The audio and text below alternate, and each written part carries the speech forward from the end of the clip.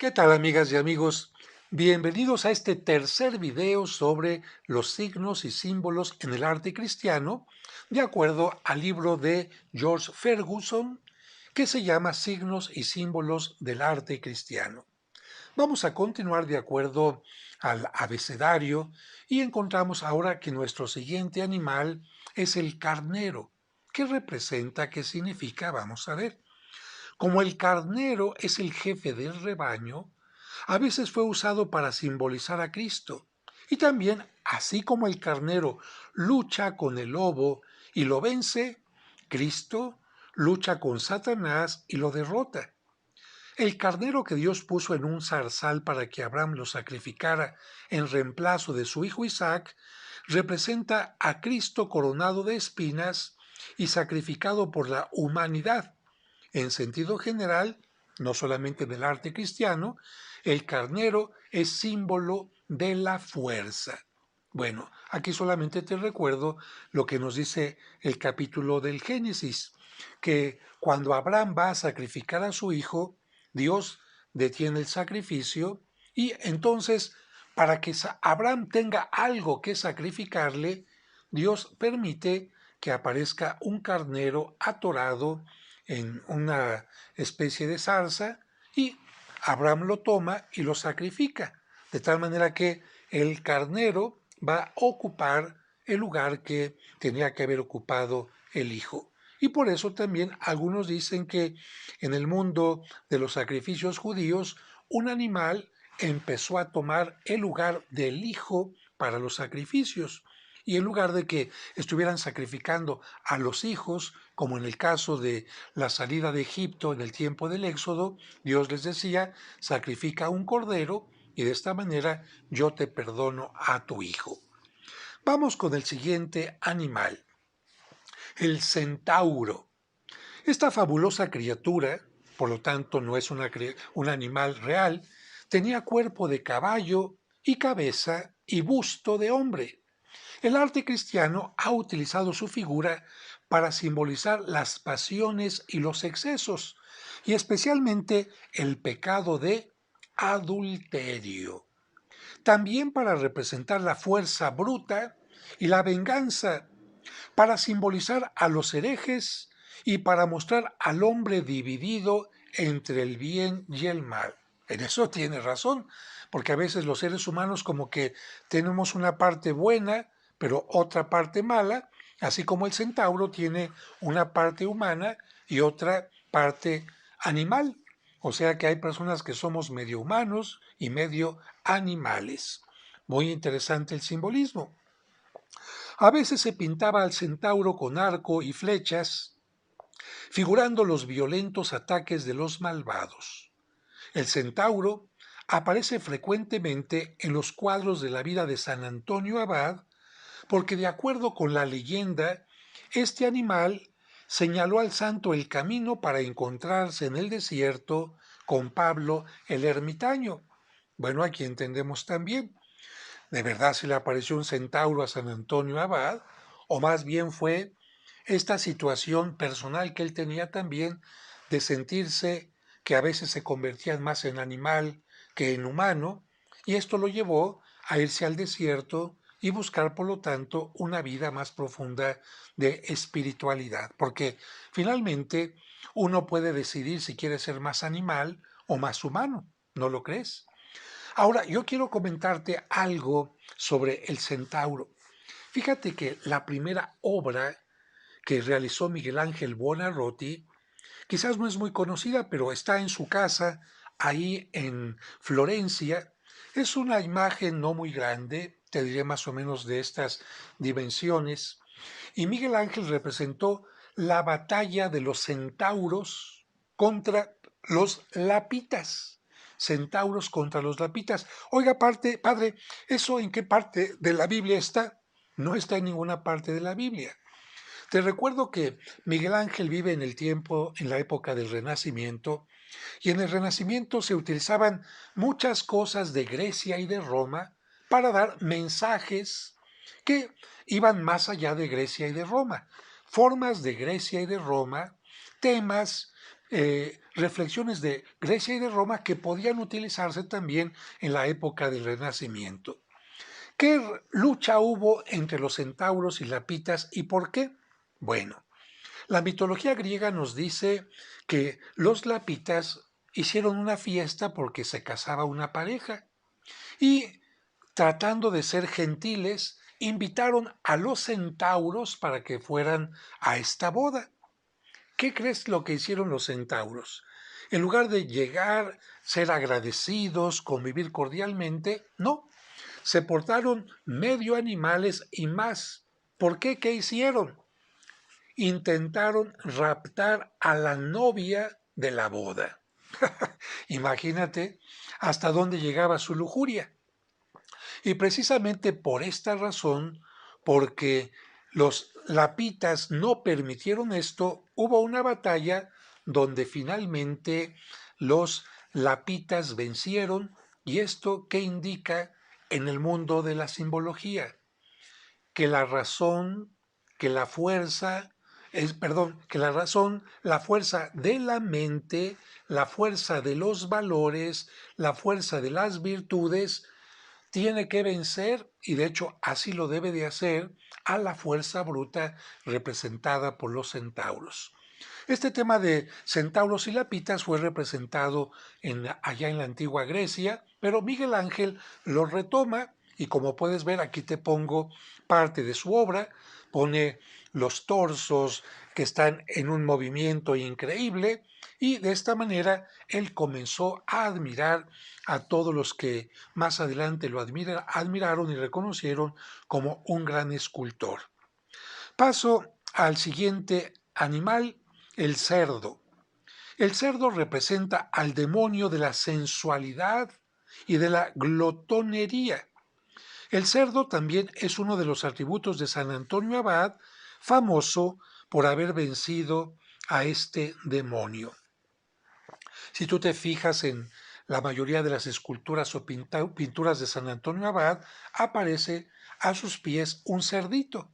Pero también en la tradición popular de la Edad Media se acostumbraba engordar a un cerdito para sacrificarlo, recordando que San Antonio había vencido al maligno, y repartir su carne también entre los más pobres. Por otra parte, el cerdo también puede representar otras cosas que no menciona el libro aquí. ¿Te acuerdas cuando Cristo eh, encontró que había una persona poseída por el demonio? Cristo empezó a hacer algo y aquellos demonios, no era uno solo, eran muchos demonios. Lo que hicieron ante la autoridad de Cristo fue salir de aquel hombre y lanzarse a las aguas. De tal manera que aquella piara de cerdos resultó totalmente ahogada. El cerdo, por lo tanto, ahí es donde va a encontrar un supuesto refugio, perdón, el demonio va a encontrar un supuesto refugio en el cerdo y finalmente la muerte.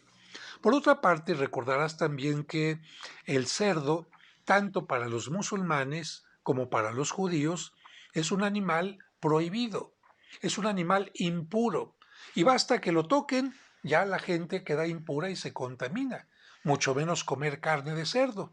Por esto encontramos algunos episodios interesantes, como por ejemplo cuando querían sacar el cuerpo del evangelista San Marcos de África, de Egipto, los musulmanes no lo permitían. ¿Y qué es lo que hicieron los cristianos para poderlo sacar? Sacaron el cuerpo, lo cubrieron con carne de cerdo y cuando tenía que pasar por donde revisaban la mercancía, lo que llevaban, dijeron, ¡ah, carne de cerdo! ¡Oh, oh, oh! Y de esta manera llegó así el cuerpo de San Marcos hasta, eh, hasta Venecia, donde se venera actualmente. Y evidentemente también en el mundo de los judíos estaba prohibido comer el cerdo. Aquí hay algunos especialistas que dicen que como el pueblo de Israel era un pueblo caminante, el cerdo tiene que estar en un lugar fijo y constantemente con agua. De tal manera que si no está así, al momento de caminar, esto dicen algunos, empiezan a tener problemas con sus patitas, que además son muy cortas, y se van muriendo. Por lo tanto, no convenía llevar animales de este tipo por el camino porque se iban a morir y entonces no valía la pena la inversión. Y por eso se piensa que llegaron a la idea de no tener criaderos de cerdos a lo largo de su caminar. Y si te parece, vamos con el siguiente animal, el ciervo. Toma su significado simbólico del Salmo 42, versículo 1. Como busca la cierva las corrientes de agua, así mi alma te desea a ti, oh Dios mío.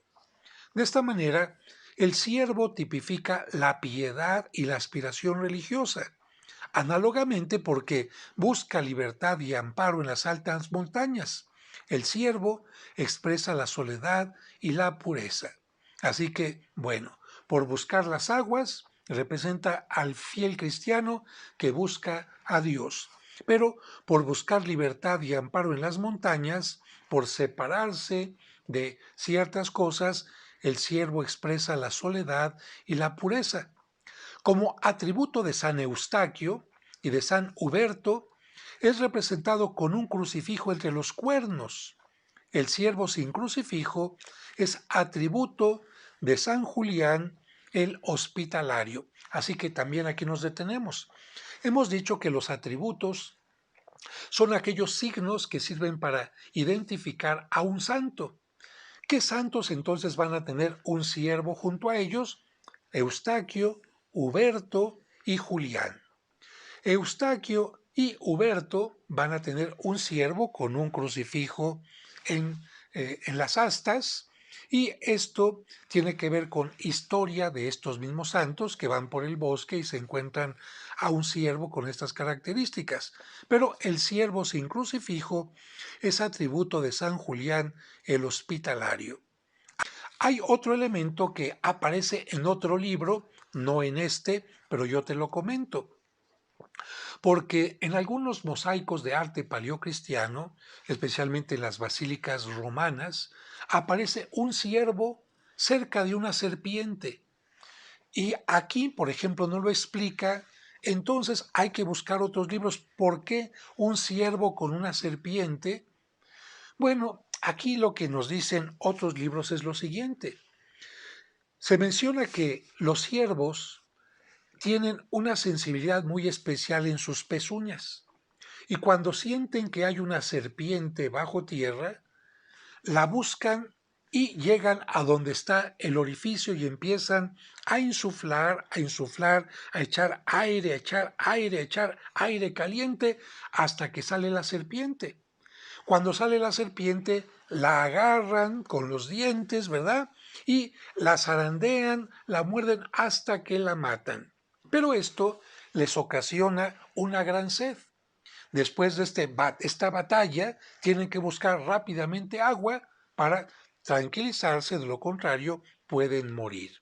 Fíjate, esto, te lo repito, lo menciona otro libro y tiene que ver no con lo que sucede en realidad, seguramente podrá pasar, pero por las creencias que existían en la Roma antigua de este animal.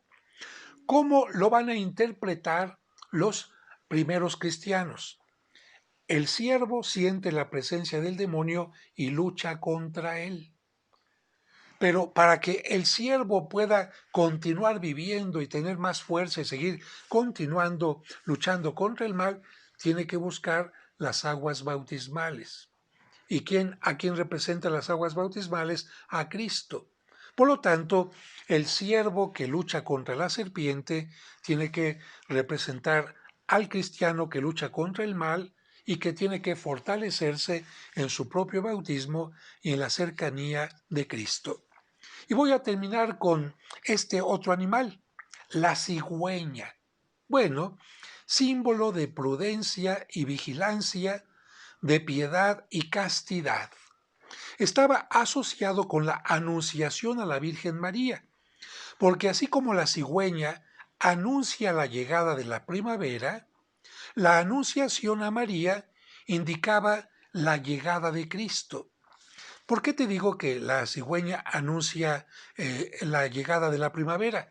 Porque curiosamente las cigüeñas iban montando su nido cerca de las chimeneas o en las chimeneas para poder esperar el nacimiento de los nuevos polluelos. Posiblemente la actual tradición del norte de Europa de que las cigüeñas llevan los niños recién nacidos a la madre deriva precisamente de la asociación de esta ave con la anunciación. Si la cigüeña anuncia la llegada de Cristo, bueno, la cigüeña anuncia la llegada de un bebé, el bebé más maravilloso que ha tenido la tierra, pero al mismo tiempo anuncia el nacimiento de la llegada de la primavera que llega con nosotros al mundo, porque el mundo estaba como en un invierno por el pecado y con Cristo y la Virgen María llega la primavera. Por esta razón entendemos perfectamente su simbolismo. Hasta aquí nos quedamos y espero que nos veamos pronto en el cuarto capítulo en el cuarto video de signos y símbolos. Que Dios te bendiga.